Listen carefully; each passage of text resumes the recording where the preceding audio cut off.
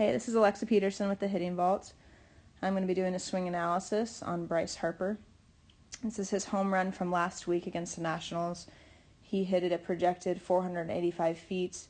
Exit velocity was 411.5 miles per hour, and his launch angle was 27 degrees. And this was his fifth longest home run since 2005. So let's take a look at this pitch. His starting stance, he actually has his bat pretty flat on his back shoulder to start with. As the pitcher starts to release it, as the pitcher starts to separate, you'll see his barrel work a little bit more vertical. But what I want you to notice here, this is actually where the video starts. It doesn't show his official starting stance, which is a little bit lower with his bat. But what you'll notice with his hands is that he's pretty far away from his body. And so some hitters will have their hands closer, some will be higher, some will be lower. But what's important is the position that he gets to in his launch position. So say there's a hitter that was started with their hands lower, you're going to see their hands work up a little bit more. A hitter that starts their hands pretty high, they'll actually work them down a little bit. So what we're going to see is that his front shoulder starts working down and in, and as he goes forward, you see his hands kind of work back a little bit. You see that back elbow kind of appear, and he's creating that separation. He's going forward, but this is working backwards. So he's getting that good stretch. And so you'll notice too that he actually shows his number to the pitcher. This is a great angle because it's pretty much straight in. A lot of camera angles, unfortunately, are off to the side, so it's kind of hard to tell sometimes. But this is a great angle, pretty much straight on. So you can see that he does show his number to the pitcher. And that's kind of what we want to have for all hitters, to be able to kind of get an idea of coiling in with that internal rotation of that front shoulder, that torso rotating in without just throwing the bat way back here and over rotating.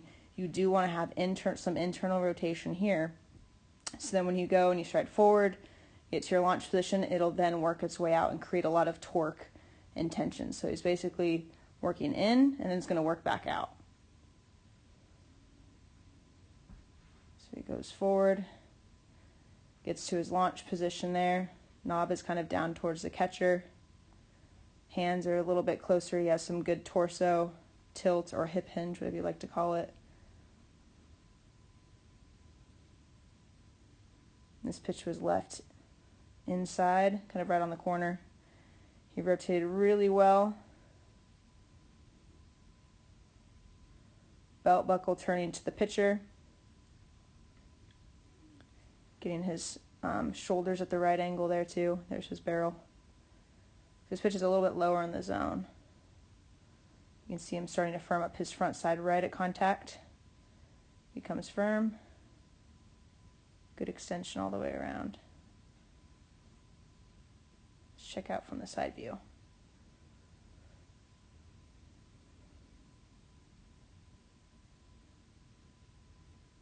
So the pitcher kind of starts to get closer to their separation. That's when his barrel gets a little bit more vertical. Pretty well balanced. He goes into his load. He hinges into his back, or he kind of loads into his back hip right here. But notice how his knee isn't going outside his back foot. He's maintaining his posture well, meaning this upper half isn't all just dropping off backwards. You need to have that front shoulder working down and in. That front shoulder will be lower than the back shoulder. Just picking up that front foot. So his barrel is working more vertical on his load. He starts to go forward. This is where he gets that big amount of stretch, because he goes forward with his body here, and this stays all back. A lot of hitters have their hands drop and go with them as they go forward.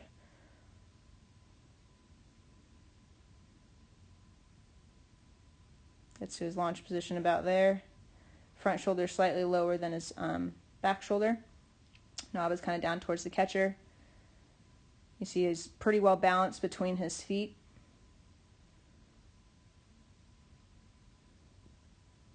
He has to stay really tight with this pitch, dropping that back elbow close into his body to be able to make a tight turn to then be able to be on time for this inside pitch.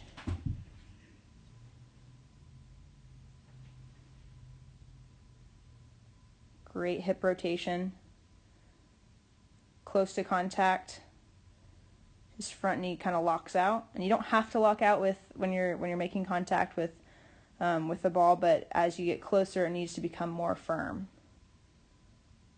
So watch how he actually, as he turns his belt buckle, his knee actually opens up and turns as well. It's turning open, even though he's firm into this front foot. He's turning, and now it kind of straightens or locks out right close to contact. That back foot comes off of the ground and moves forward. And I think what he's doing really good this year so far is keeping his head still. I think in years prior, you see some videos as he gets closer to contact, his head kind of pops up a little bit.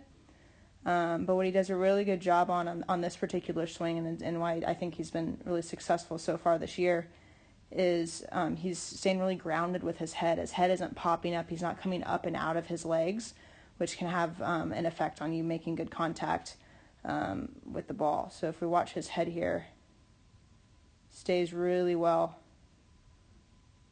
versus kind of pulling up and out of the zone. Good extension, good finish. So overall, he's starting out really well.